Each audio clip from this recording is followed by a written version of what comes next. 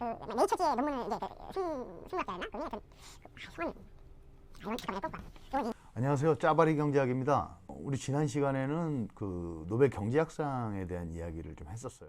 근데 오늘은 뭐 약간 뭐 연장선상이라고 볼 수도 있겠는데, 그 사무엘슨이 그 어떤 전반적인 학문 체계에 커다란 공을 세운 게 하나 있습니다. 그 이야기를 좀 해보려고 하는데요.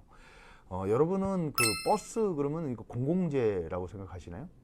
아니면 지금처럼 이제 꽃이 만발한 때 이제 그 공원, 동네 공원, 공공재입니까?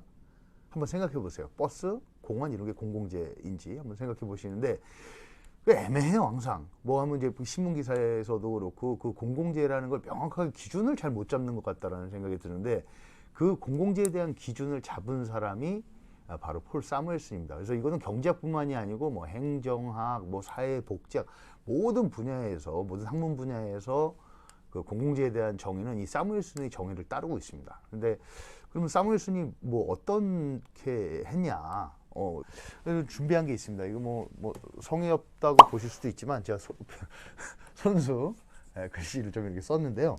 사무엘슨이 1954년도에 논문 하나를 발표합니다. 그 논문은 제가 뭐 이렇게 읽으면 발음이 후질까봐 The Pure Theory of Public Expenditure. 그래서 뭐 공공 지출의 뭐 순수 이론 뭐 이런 정도의 얘기가 되겠죠. 이 논문을 보면 처음에 뭐 서설 이런 것도 없어요. 그냥 로마 숫자로 1, assumption. 그러니까 가정부터 하고 그냥 짧게 들어가는 거예요. 그리고 거기서 뭐라고 나오냐면, 이 사무엘슨은 이 공공재 재화들을 크게 구분하는 데 있어서 경합성이라는 것과 배제성이라는 것을 사용을 합니다. 경합성이라는 것은 뭘까요? 근데 우리 경합한다 그러잖아요. 뭐 경쟁에서 하여튼 그 여럿이 붙어 있는 거죠. 그 중에서 그 경합성을 사용을 하는데, 보통 경합성은 이제 선착순에 의해서 결정이 되고요. 또 하나는 이 배제성인데, 배제성이라는 건 누군가를 뭐 배제한다는 거죠. 누구는 할 수 있고 누구는 할 수 없다라는 기준을 세워서 누굴 배제하는 건데, 그럼 뭘 갖고 배제를 하느냐? 그게 바로 이제 가격이라는 걸 갖고서는 배제를 한다, 이렇게 됩니다. 그래서 경합성과 배제성을 갖고서는 이 재화를 이렇게 나누었어요, 사무엘슨이. 그래서 이거를 경합성도 있고 배제성도 있어. 그럼 이거 일반적인 재화라 그래서 이거를 사적재라고 합니다. 프라이빗 굿즈라고 해서 사적재화. 이게 뭐가 있을까요? 사적재로는 우리가 뭐 편의점에서 사는 모든 것들. 근데 여기서도 좀 현실에서 조금 문제가 있어요. 1, 2년 전만 해도 자동차를 내가 새 차를 사서 신청을 하면은 기다려야 된다는 거죠. 그럼 난 돈은 있어. 네?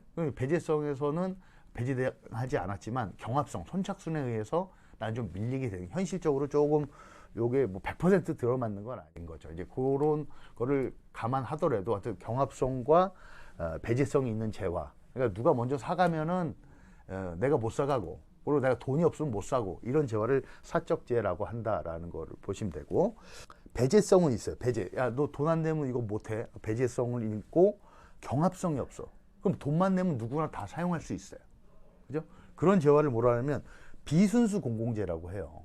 그리고 요금제라고도 하고 뭐 클럽제 이런 얘기도 하는데, 이런 거는 대표적인 게 전기, 뭐 가스, 상하수도 뭐 이런 것들. 그 한전 다니는 사람들은 제일 싫어하는 단어가 전기세라는 말을 제일 싫어합니다. 세금이 아니라는 거예요. 전기 요금. 그러니까 전기를 사용한 만큼 내가 요금을 내는 거잖아요. 그래서 한전 다니는 사람이 제일 싫어하는 게 전기세, 뭐 이런 말을 제일 싫어한다라고 볼 수 있고.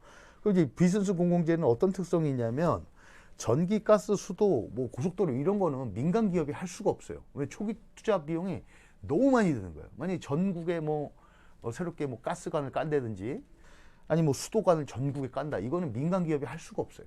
너무 많은 자본이 들어가고 그 자본을 100% 회수한다는 확신도 없고. 근데 설사 100% 회수를 할 수 있다고 해도 이거는 문제가 생깁니다. 민간 기업이 가져오면. 왜냐면 독점이잖아요. 독점이다 보니까 자기가 정해. 야, 뭐 우리 좀 이익 좀 올려볼까? 그래서 야, 좀 전기요금 뭐 리터당 뭐 만약에 100원이었는데 뭐 한 500원 가지. 그럼 전기는 여기 외에는 딴 데서 갖다 쓸 수가 없잖아요. 뭐 상하수도도 마찬가지고. 그렇기 때문에 여기는 처음에 민간 기업이 들어오는 것 자체가 좀 맞지도 않고, 그리고 초기 투자 비용이 너무 많이 들기 때문에 좀 들어오기 어렵고, 뭐 그런 특징이 있고, 고속도로를 한번 좀 볼 필요가 있어요. 제가 서울에서 부산을 간다고 하면은 뭐 갈 수 있는 방법이 여러 가지죠. 차를 갖고 간다 그러면 첫 번째는 경부고속도로 타고 쭉 가는 방법이 있어요. 그리고 또 하나는 뭐냐면 난 돈 내기 싫어. 돈 내기 싫어. 그러면은 국도를 타고 계속 가는 거예요. 근데 국도 타고 가면은 시간이 많이 걸리겠죠. 가다가 신호등 걸리고 가다가 뭐 그러니까 이제 그 쭉 뚫려 있는 고속도로.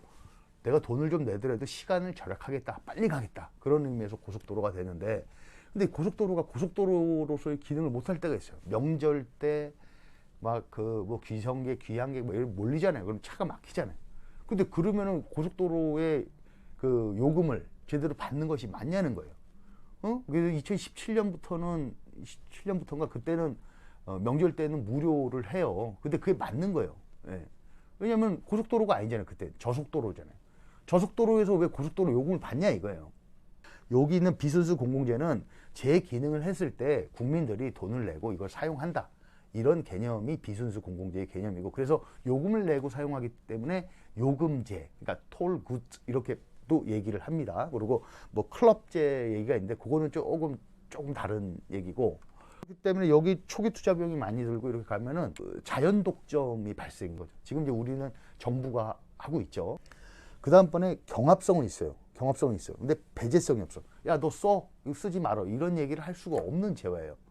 그 경합성이 있으니까 뭐 배제, 가격을 안 내더라도 넌 써, 넌 쓰지 말어라고 할 수 없는 재화이기 때문에 이런 건 뭐예요? 선착순. 먼저 가서 찜한 놈이 임자다, 이렇게 되는 거예요.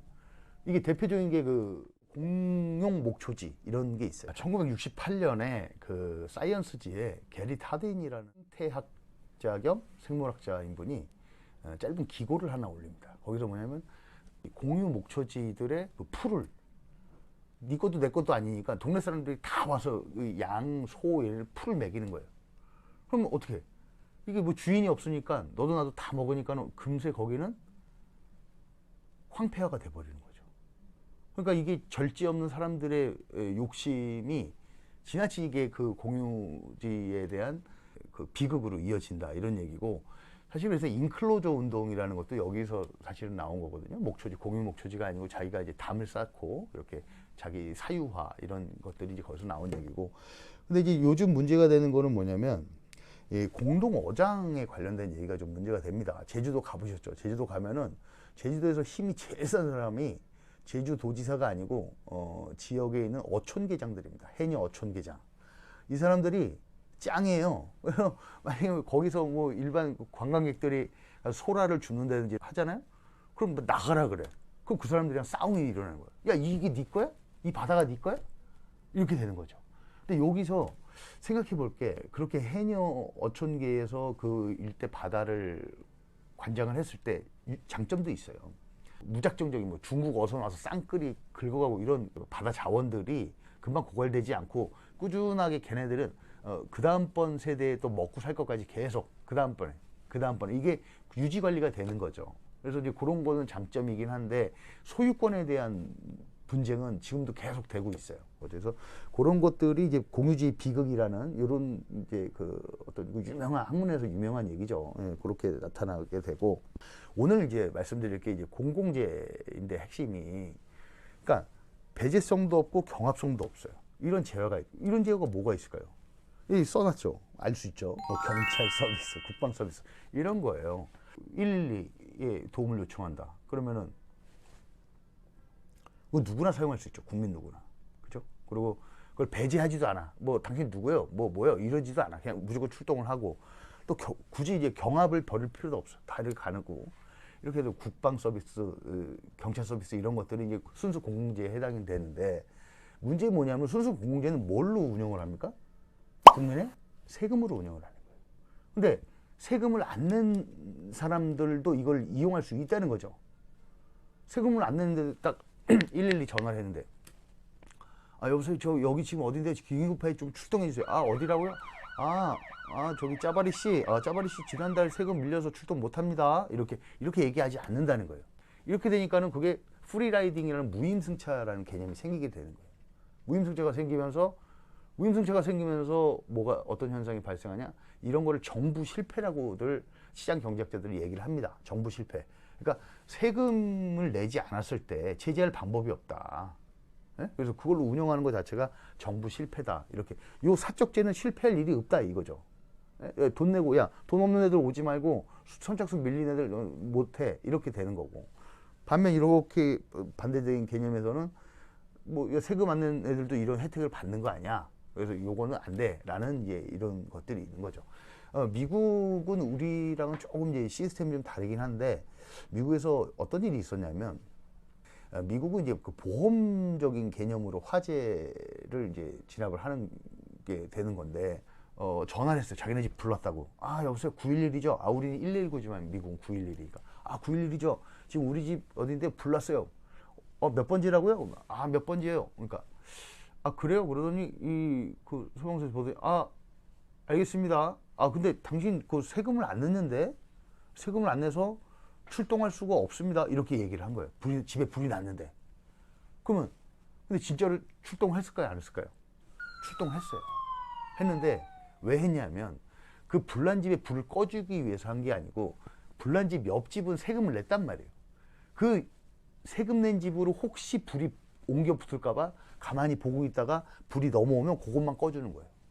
결국 이 사람은 홀라당 다 타갖고서는 망연자실한 모습이 실제로 그 뉴스에도 나온 적이 있어요. 이 공공재냐 아니냐에 대한 구분은 정말 제가 앞서 말씀드렸지만 상당히 중요한 개념입니다. 이거는. 그래서 특히 학문적으로도 그렇고 기사 쓸 때도 그렇고 그 개념 정의를 정확히 할 때 이 공공재는 비경합성과 비배제성을 갖고 세금으로 운영하는 순수 세금으로 운영하는 것이 순수 공공재다 이렇게 알고 계시면 되겠어요. 자 그럼 다시 한번 보겠습니다. 처음에 제가 질문을 했죠. 버스는 공공재입니까? 라고 했을 때 버스는 여기 보면 뭔가요? 버스는 요금 내야 되잖아요. 그죠? 그럼 배제성이 있어요. 배제성이 있고 그럼 이 둘 중에 하나겠죠. 배제성이 있고 사람이 많으면 못할 버스는 애매하네요. 버스는 애매해요. 그렇다고 이제 순수 이 사적제라고 볼 수도 없는 게 정부 지원이 있거든요. 버스에 대해서는. 그러니까 이제 그거는 여기서 버스는 뭐라고 딱 정하기가 좀 애매하고 공무원 이용하는 건 뭔가요? 여기서 그거는 돈 안 내도 되잖아요. 그러면 배제성이 없고 그리고 사람이 많으면은 막 꽉 찼어. 그럼 못 들어갈 거 아니에요. 그럼 경합성은 있고 그러면 배제성이 없고 경합성이 있으니까 공원 같은 경우는 공유자원에 해당하는 거죠. 다만 아까 얘기했던 뭐 바닷가나 이런 목초지랑은 다른 건 인위적으로 조성하는 경우가 많이 있죠. 공원 같은 경우는 동네에서 뭐 구청에서 뭐 시청에서 이렇게 하는 경우도 있고 그래서 아주 디테일하게 같진 않지만 공원 같은 경우는 요 공유자원에 해당한다 이렇게 볼 수가 있겠습니다. 그래서 결론은 뭐냐? 세금 잘 내자 이런 얘기입니다. 그래서 그래야 무임승차가 없어야 자꾸 무임승차 발생하면 공공재에 대해서 신뢰도가 떨어지고 그러면 안 내도 되잖아요. 안 내도 정상적으로 살아가는 사람도 있죠. 엄청난 그 금액의 세금 안 내고도 그렇게 되면 딴 사람들 야 그럼 낸 사람 나는 바보야? 이렇게 간단 말이죠. 그러니까 올바른 사회가 되고 그리고 우리가 좀 살면서도 계속 편의성과 또 행복을 누리기 위해서는 공공재가 제대로 유지되어야 하고 그러기 위해서는 세금을 잘 내자. 이런 것이 오늘 공공재 이야기의 핵심 결론이라고 말씀을 드리면서 저 짜바리 경제학은 다음 시간에 또 뵙겠습니다. 감사합니다.